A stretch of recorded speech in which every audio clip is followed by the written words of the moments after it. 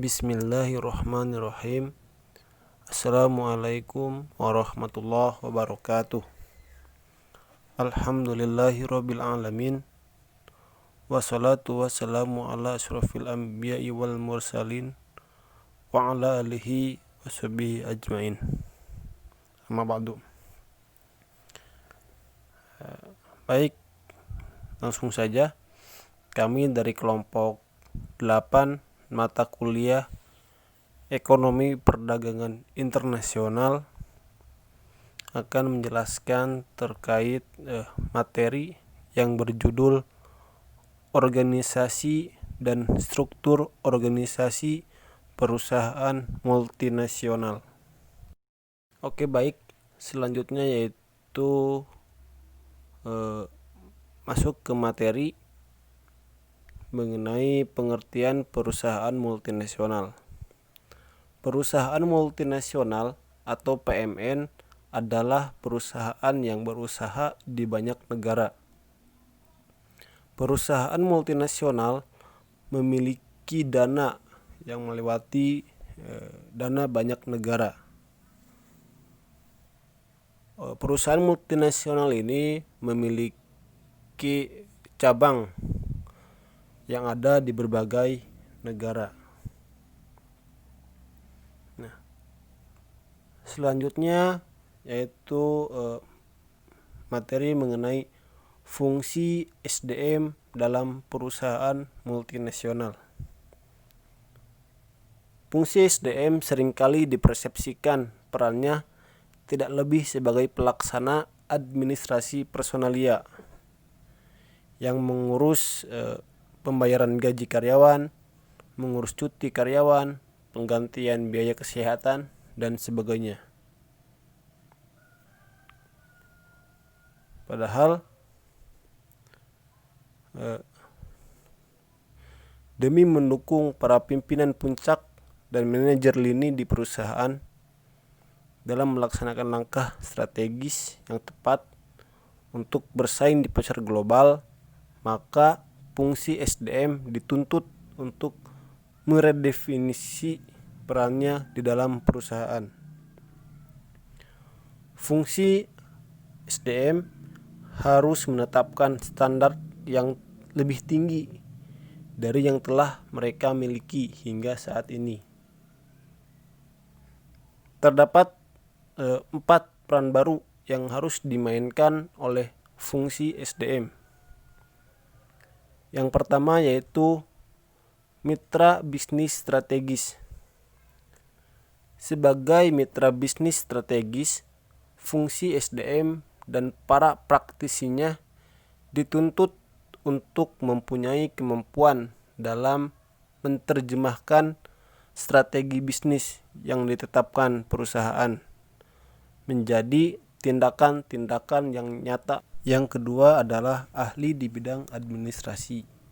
Sebagai ahli di bidang administrasi, fungsi SDM dan para praktisinya harus mampu melakukan rekayasa ulang terhadap proses-proses kerja yang dilakukan selama ini. Fungsi yang ketiga yaitu pendukung dan pendorong kemajuan karyawan. Dalam perannya sebagai pendukung dan pendorong kemajuan karyawan, fungsi SDM dan para praktisinya dituntut untuk mampu mengenali kebutuhan-kebutuhan para karyawan, menyelaraskan kebutuhan-kebutuhan karyawan dengan harapan-harapan perusahaan. Dan fungsi yang keempat yaitu agen perubahan. Fungsi SDM dan para praktisinya harus mampu berperan dalam mempercepat dan mengelola proses perubahan yang dicanangkan oleh perusahaan secara efektif. Oke, selanjutnya yaitu mengenai faktor lingkungan. Lingkungan bisnis adalah segala sesuatu yang mempengaruhi aktivitas bisnis dalam suatu lembaga, organisasi atau perusahaan. Terdapat beberapa jenis lingkungan yang mempengaruhi. Di antaranya ada lingkungan makro. Lingkungan makro merupakan tempat di mana perusahaan harus memulai pencariannya atas peluang dan kemungkinan ancaman. Lingkungan makro perusahaan terdiri dari 6 kekuatan utama, yaitu lingkungan demografi, lingkungan ekonomi, lingkungan alam, lingkungan teknologi, lingkungan politik, serta lingkungan budaya. Dan yang kedua adalah lingkungan mikro, di mana perusahaan dapat melakukan aksi reaksi terhadap faktor-faktor penentu opportunity atau peluang pasar dan juga threat atau ancaman dari luar. Faktor-faktor yang mempengaruhi lingkungan mikro yakni pemerintah, pemegang saham, kreditor, pesaing, publik, perantara, pemasok, serta konsumen. Mungkin sekian pembahasan dari saya. Selanjutnya akan dipaparkan oleh Saudara Umar. Baik, selanjutnya menyambung dari pembahasan rekan saya. Selanjutnya mengenai faktor eksternal. Yang pertama ada negara asal perusahaan. Negara asal perusahaan akan diterima baik apabila mempunyai hubungan erat dan mesra dengan negara asal perusahaan. Nah, jadi misalkan ada dua negara yang saling memiliki hubungan, contohnya kayak Indonesia dan Rusia yang memiliki hubungan dalam bidang militeri seperti kayak pesawat tempur dan lain sebagainya. Kedua, produk atau industri. Sensitivitas industri merupakan suatu pertimbangan penting. Pada umumnya ini berkaitan dengan hal-hal yang sifatnya sensitif seperti bahan baku, farmasi, komunikasi, dan produk-produk yang intinya itu berkaitan dengan pertahanan. Ketiga, ukuran dan lokasi kegiatan perusahaan. Nah, semakin besar perusahaan asing, semakin terlihat ancamannya. Maksudnya ketika ada di suatu negara terdirilah perusahaan asing. Nah, perusahaan asing ini akan banyak ancaman dari pesaing-pesaing yang lainnya. Selanjutnya ada visibilitas perusahaan. Semakin mencolok, semakin besar kerentanannya. Jadi apabila sebuah perusahaan itu makin tenar, maka kerentanan yang akan mengganggu si perusahaan itu akan semakin besar. Kelima, situasi politis negara tuan rumah. Situasi politis dapat mempengaruhi perusahaan. Jadi kayak keadaan politik di suatu negara itu akan mempengaruhi perusahaan di negara tersebut. Oke, selanjutnya struktur organisasi perusahaan multinasional. Yang pertama ada divisi fungsional sedunia. Pada struktur ini, anak-anak perusahaan diorganisasikan menurut jalur area fungsionalnya. Jadi area fungsional anak perusahaan akan melapor pada atasan area fungsional mereka di perusahaan induk. Jadi dalam sebuah perusahaan ini contohnya kayak punya beberapa tempat gitu, nanti si anak-anaknya ini atau kayak cabang-cabang ini nanti lapor ke induknya atau perusahaan pusatnya. Divisi internasional. Pada struktur ini, perusahaan multinasional tersebut mempunyai dua divisi, yaitu divisi domestik dan divisi internasional. Divisi domestik mendukung operasional domestik, sedangkan divisi internasional mengurus anak-anak perusahaan yang berada di luar negeri. Selanjutnya divisi produk sedunia. Pada struktur ini, perusahaan multinasional tersebut diorganisasikan berdasarkan divisi produknya.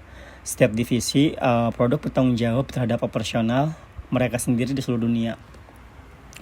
Selanjutnya, wilayah geografis.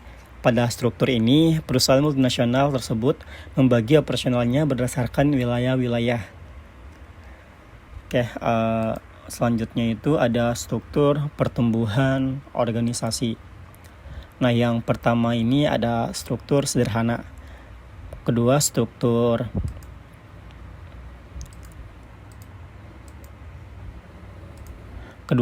fungsional, dan yang ketiga struktur multidivisional.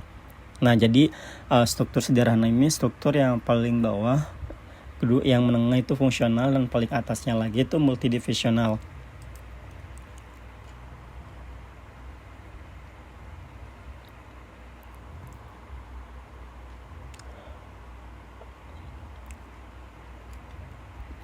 Contoh dari struktur sederhana itu misalkan di atasnya ada si O, terus di bawahnya ada si A, si B, si C, dan strukturnya itu merata, kayak nggak ada yang paling tinggi nggak paling rendah. Yang paling tinggi itu cuma CEO. Terus ada struktur fungsional. Nah, struktur fungsional ini merupakan bentuk departementalisasi. Contohnya itu di atasnya ada Chief Executive Officer atau CEO. Terus di bawahnya itu ada R&D perusahaan, keuangan perusahaan, perencanaan strategik, pemasaran perusahaan, sumber daya perusahaan. Terus di bawahnya lagi ada bagian-bagian lagi seperti keuangan, produksi, teknik, akuntansi, dan sebagainya. Nah, yang selanjutnya ini ada struktur multidivisional. Nah, struktur ini menggabungkan manfaat dari kedua tipe desain untuk menghindari kekurangan-kekurangannya. Atau bisa disebut ini sebagai struktur matriks.